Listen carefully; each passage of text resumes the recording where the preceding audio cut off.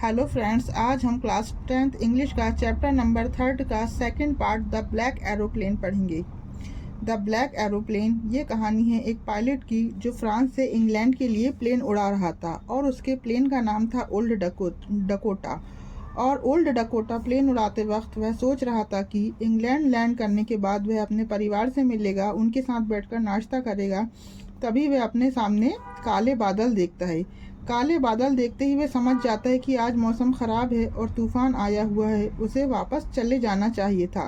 लेकिन परिवार से मिलने का मोह और लालच उसका फ़ैसला बदल देता है। वह प्लेन पीछे नहीं मोड़ता है, जबकि वह जानता है कि उसके पास फ्यूल भी कम है। ना ही वह बादलों के ऊपर से जा सकता है और ना ही साइड से होकर गुजर सकता है।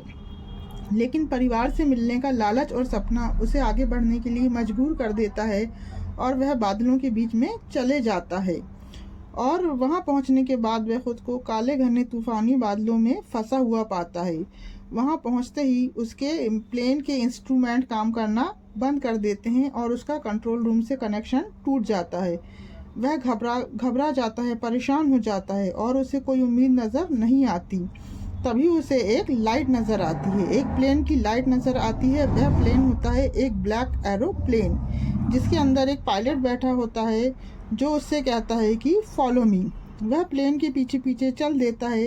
अब उसे डर लग रहा होता है कि फ्यूल तो ख़त्म हो रहा है और अब शायद वह 5 मिनट ही प्लेन को उड़ा पाएगा। लेकिन तभी उसे एक रनवे दिखाई देता है और वह आराम से अपने प्लेन को लैंड करा देता है।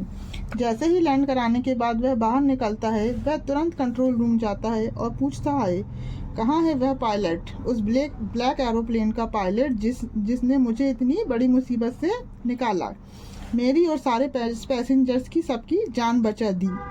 मैं उसे थैंक यू कहना चाहता हूँ।